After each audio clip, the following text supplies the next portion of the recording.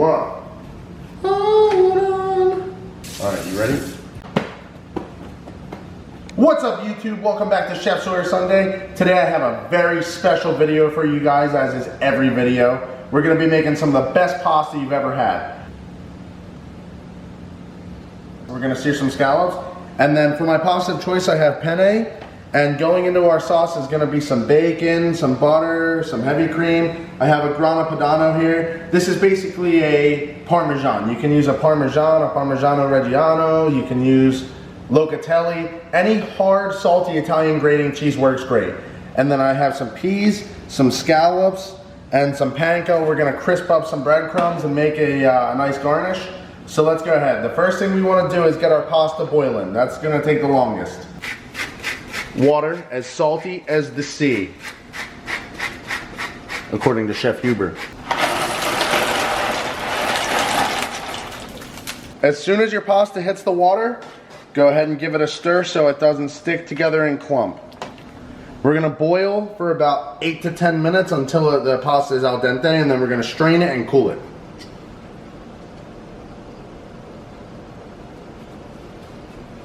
Alright guys, so we got our pasta water boiling. Now the next step is the scallops. There's two things we gotta do for the scallops. So we're gonna go ahead and put them on a sheet tray or a plate lined with a paper towel, because in order to get the best sear possible, we have to make sure the outside is very dry. So we're gonna not only remove the excess moisture, but we're gonna go ahead and remove our adductor muscle as well. The adductor muscle that we're gonna pull off, you can see it has a dark line in between the scallop and the muscle. It's just right on the side of it. So all we're gonna do is pick it up, take it, and pull it off. And the reason why we're gonna do that is because this muscle is very tough. As soon as you cook it, people are gonna be chewing on it forever. So we wanna go ahead and get rid of that, and it comes off with ease, but just remember to be careful since scallops are very expensive and they are very delicate as well. You don't wanna rip your scallop, but we're just gonna go ahead and clean all these muscles off of here.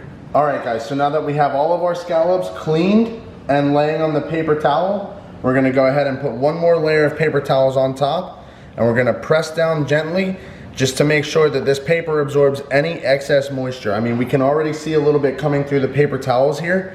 Every little bit of moisture that these paper towels absorb is gonna make our scallops that much crispier and more delicious. Next up guys, after we have our scallops all done, we're gonna go ahead and take our slices of bacon, and we're just gonna give them little strips, cut them into little strips. I got about 6 pieces of bacon stacked here, and this is what I'm looking for. Just thin little strips of bacon. So I'm gonna take the whole strip and just come all the way down lengthwise and cut it into very small pieces. And we're gonna go ahead and put this in a medium temperatured frying pan until it gets nice and crispy.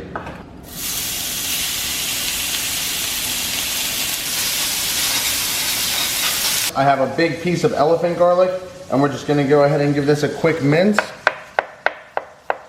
for our sauce, our cheese sauce.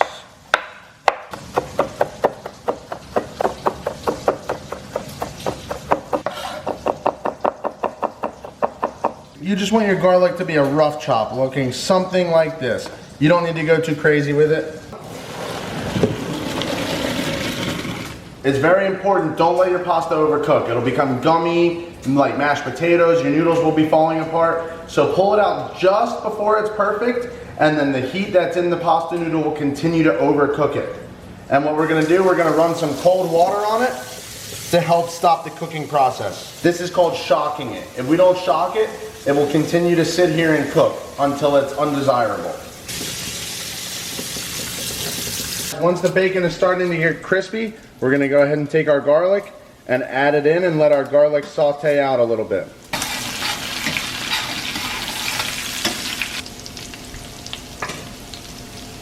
Garlic is a very delicate ingredient. You definitely don't want to burn your garlic or you'll ruin your whole recipe. So when you see it start to get perfectly golden brown, we're just gonna go ahead and add 2 cups of heavy cream.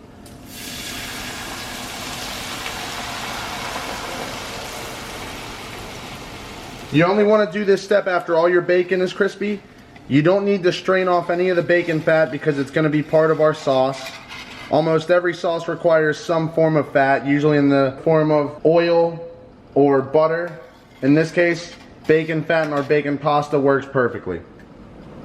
Alright guys, so we're going to go ahead and work on our garnish now for topping off our pasta. So we're going to melt some butter in a pan, and as soon as this butter gets nice and melted, we're going to saute up some panko inside, and we're just going to season it with a little lime zest. If you don't have lime, orange, lemon, any citrus works. The flavor of citrus is complemented very well by the scallops. This crunchy topper is the piece de resistance. So guys, we just want our bacon cream sauce on a nice low heat while we let it reduce and we let all those flavors get to know each other well. Alright, once our butter is almost all melted, we're going to go ahead and hit it with some panko breadcrumbs. Let the breadcrumbs absorb the butter, and we're just going to go ahead and continue to stir it and move it around so that it doesn't burn. We're just going to season our garnish with a little bit of salt and a little bit of lime zest, guys. I'm going to go ahead and get some of the zest off this lime, and I'm going to throw it in here. And once this lime zest touches that hot pan, it's going to be nice and fragrant. You'll be able to smell it through your whole house. People are going to say, wow, how do you cook so well when they smell it? And remember to constantly stir your breadcrumbs. They crisp quickly. You can see I'm already starting to get a little bit of color there. I'm going to go ahead and turn my heat down because you don't want to burn that, that's for sure. But it's super simple. Citrus zest, breadcrumbs, butter, and salt. It's such an easy thing to do at home. Most of you guys have almost all these ingredients already. And it is a very impressive way to elevate your dish for such little effort. I got almost all the zest off this lime. Get it all in there. Stir it up, don't let it burn. And those are smelling nice and buttery and toasted, and I can tell they're crunchy, and you're about to see how great this will be. Guys, this is our finished product. You see that they're dark and golden brown. You hear that? Nice and crispy. And we know that this is just going to be a fantastic garnish on top. You can put this on top of anything. Vegetables, meats, pastas. You can't go wrong. So guys, our cream sauce has been reducing for a little while now. And the main way we're going to thicken it up is with cheese. Cheese is going to bring this sauce together. And also when we throw the pasta in there and mix it up, the starch from the pasta is going to release and thicken it up as well. But basically, you're going to go ahead and add a lot of Parmesan or Grana Padano or Locatelli or whatever nice hard Italian cheese you have. You're going to go ahead and grate it all in there. And then we're going to check for seasoning. That's why you want to add the salt after, because this is a salty cheese. Without any salt at all or much salt, it might be perfectly seasoned already. So we're going to keep that on a low heat. Go ahead and mix it up and see how we're tasting. Guys, you can see the sauce is thickening up. That's good. I'm just going to go ahead and taste it.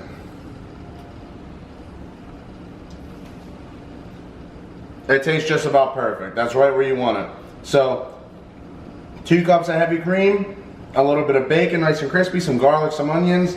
Go ahead and season it, and we're going to Flavor Town now. Hit it with a little bit of black pepper. We're ready to go ahead and add our peas to the sauce. So right here I have a bag of frozen sweet peas. That's perfect. Canned peas, whatever you guys want. Now here in my house, we love peas. I'm gonna go ahead and add the whole bag, and it's gonna provide some great flavor and some great texture. If you guys aren't so much into peas, you don't have to add it, or you can substitute it out with broccoli or with whatever vegetable you like. I see you can have whatever you like. Now that our peas have been heating up for a couple minutes, they're already fully cooked. We just have to heat them up. I'm gonna take my pasta and I'm gonna return it to the sauce. And now I'm gonna go ahead and give it a mixy and make sure we're all properly incorporated. And we're bringing that pasta back up to a nice hot temperature now. All right guys, you can see our pasta starting to get nice and creamy, well incorporated, and the flavors are all getting to know each other. And now we're just about ready to finish up. I'm gonna take a couple pieces of bacon And I'm gonna get them super nice and crispy in a pan. So we have some good crispy bacon to garnish our scallops with, as well as our breadcrumbs. But also, the true secret is we're gonna sear our scallops in bacon fat. And that's gonna be a flavor explosion like you've never had in your entire life. All right, guys, once your bacon is getting crispy, I'm gonna go ahead and remove that from the pan and I'm gonna reserve it. But you wanna leave all this fat because we're about to go to Flavor Town on our scallops. A couple important things about cooking scallops. Number one, look at how much moisture these remove, this paper towel on the top. That means we're gonna get a great sear. Number two, we want a nice thick bottomed pan because when you're cooking scallops, you can't cook them too hot. You want a nice hard sear and you don't wanna overcook them. So a nice thick bottomed pan like this one, cast iron, something that retains the heat very well. When we add our scallops, it's not gonna lose too much temperature. So the last scallop will sear just as good as the first scallop did. Thick bottom girls, you make the rockin' world go round. And then third, we're gonna wanna go to a high heat. And bacon fat is great for cooking scallops because it has a very high smoke point, which means we can rock this heat out and it's not gonna start to flame up or anything like that. I got our scallops. A generous amount of salt on each side. We don't want pepper. Flip them all over. A generous amount of salt on this side too. And now we're gonna go right ahead into our pan and get a firm press down on there.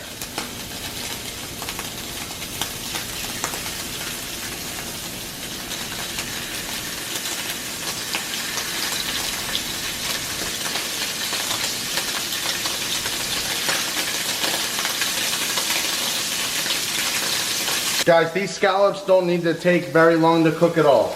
Not even a few minutes. As soon as you see them getting golden brown like that, maybe 30 more seconds, and we'll be right where we want them. That's looking perfect, that golden brown color. So when you see that, you just want to start to give them a flip. Oh yeah, that's a perfect sear on a scallop.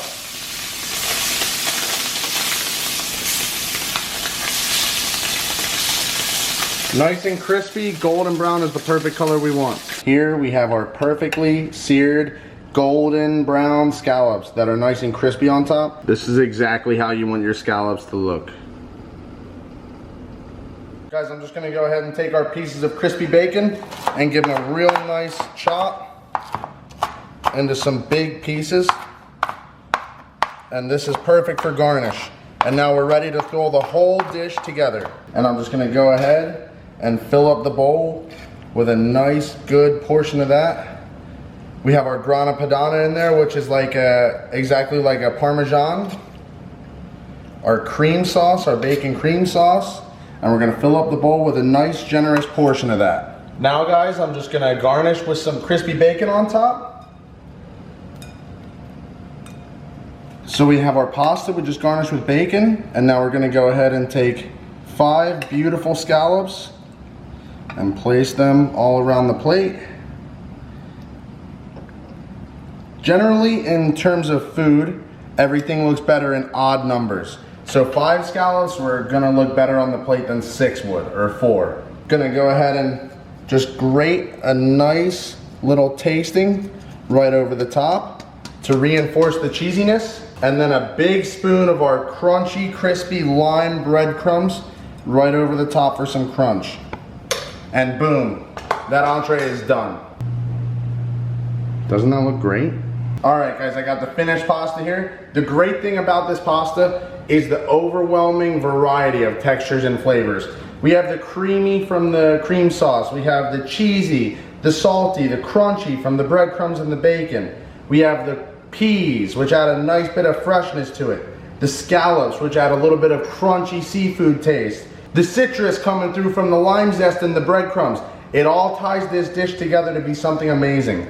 So underneath, this pasta is gonna be like a great mac and cheese, a very sophisticated mac and cheese almost with bacon. But when you add the peas and the scallops and the breadcrumbs to it, you just can't beat that. That's the perfect bite right there. Oh my God. That bite was like one of the best bites of food I've ever had. And you guys are now completely capable of having it as well because I just showed you how. So go ahead and make this at home. Leave me a like, comment, and subscribe. Thank you for coming here and supporting Chef Sawyer Sundays. I hope you guys loved it, and I'll see you next week. Cut.